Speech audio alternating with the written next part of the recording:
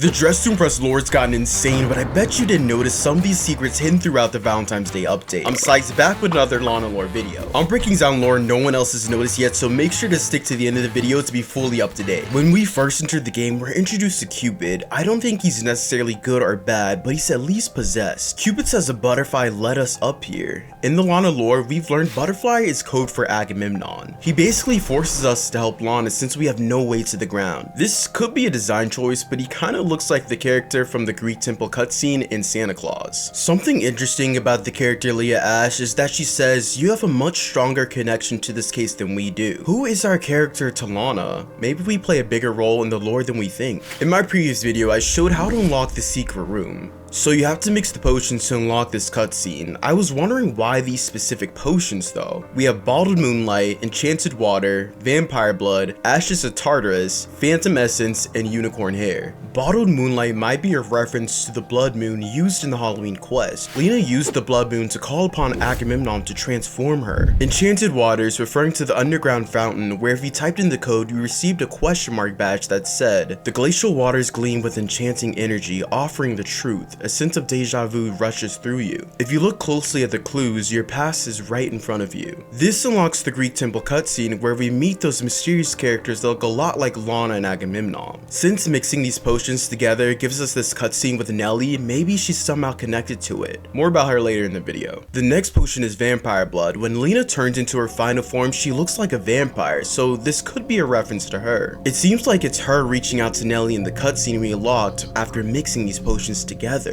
Next is Ashes of Tartarus. Now, Tartarus is a deep abyss used as a dungeon for torment and suffering, and a prison for the Titans. I think this is where Nelly's been trapped and is possibly the area we explore later in chapter 2 in this quest. Phantom Essence might be referring to Agamemnon. A phantom is the spirit of an unalive person that's almost transparent, usually haunting a lonely place. Finally, we have Unicorn Hair. I don't really know what this one could be, but unicorns are usually thought as not real, so maybe it has something to do with that, or not believing. When mixed together, we get this secret cutscene. In the cutscene, we see Nelly locked up, but she's freed by an unknown person. Most people believe this is Lena as it looks like it's her wearing gloves, and Lena is wearing gloves in her new outfit. However, I don't want to rule out Lana because it also looks like these could be pale hands that have the exact same color as the Lana doppelgangers. I think it's possible a Lana doppelganger showed up and Nelly think it's the real Lana. Along the way, we found notes with hidden messages on them. There's one in the lobby that says, "When two worlds collide, the truth is finally revealed." One is behind this library shelf that says, "An echo of her distant past comes back to haunt her." I think that these are referring to Nelly, or either Lana in her past life. Another is hidden behind this column when doing the archery game. This one's hard to translate because it's actually written backwards. It says, "She can't ignore the face of her familiar crimes." Another hidden in the bushes says, "Reality cracks, slipping her back into the realm of her beginning." Next one is hidden in chapter 2 behind this altar saying, "An eye for an eye was the deal struck to offer the gift of forgetting and the falsehood of her existence." I think this is referring to how Lana had a past life as a Greek goddess. The eye for an eye may be referring to Agamemnon sacrificing his daughter only to have the same fate happen to him. Or it may be a reference to how all of them have been sacrificing eyes to this creature. Chapter 2 is completely different than chapter 1. I think it's interesting though how the portal Leah Ashe gave us took us here. This looks similar to the fortress game and may be another area in the fortress. However, considering one of the potions was Tartarus, that may be where we actually are. On each island we play mini games that give us hints as to what's happening in the lore. One is the card game where you have to follow where the correct card went. On the back of the card is this portal we've seen throughout the Dress to Impress lore. I think this portal is how Agamemnon and Lena aren't able to travel to different realms like the fortress and into Dress to Impress.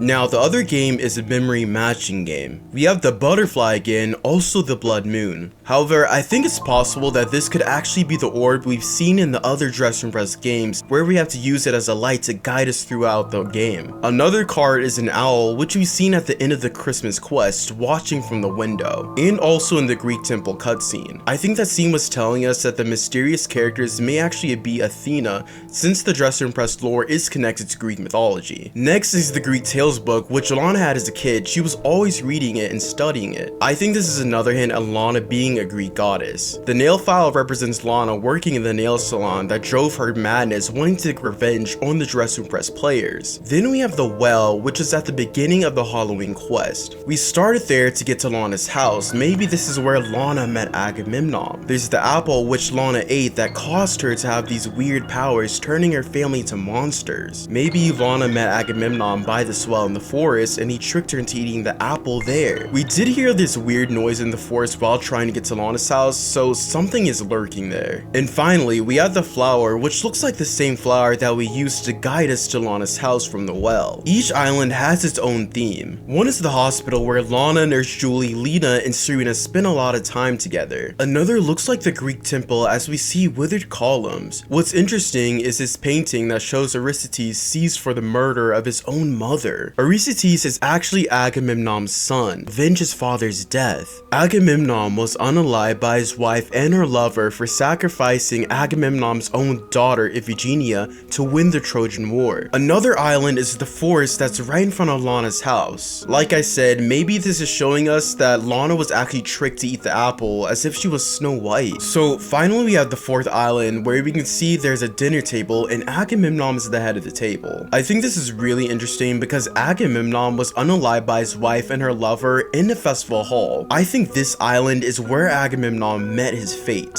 When we complete a mini game on each island, it looks like there's an orb-like soul that heads out to the columns. I think this is freeing their souls, sending them to the four columns representing the four islands. Four columns being Lana, Nurse Julie, Lena, and Serena respectively, each having one. You may be wondering, who is Nelly? She's been in the Lana lore since the beginning. Before we even had quests, we got a lot of lore through the Lana lore game, The Fortress. In it, Lana and Agamemnon would answer questions live about the people that joined the game. Now, Nelly worked with Lana and they were in a group called the Coterie. Along the way, Nelly started to notice Lana was acting different. Just like Lana would leave diaries, Nelly had some hidden in the Fortress game. This one says, Sunny was unalived right in front of my eyes by Lana. But that was not Lana. I don't know who that was. Someone is brainwashing her into doing cruel things. This man she's praising is evil and is taking advantage of her. Nelly was the one that told us Lana was being weird. She thought she was brainwashed, but we later found out she had doppelgangers created by Agamemnon who was manipulating her. So there are multiple Lanas. The one we saw in the Fortress game hosting these events is like the head doppelganger. She really thinks she's the actual Lana and will try to take out anyone that gets in her way. Now, you may be wondering, we saved Lana, so how is she evil again? I have a video going into more detail about this, but basically during the Christmas update, the Lana doppelgangers reappeared by the ice ring and around the Dress to Impress building. Then one day they just disappeared. However, something was different. Lana had a new face.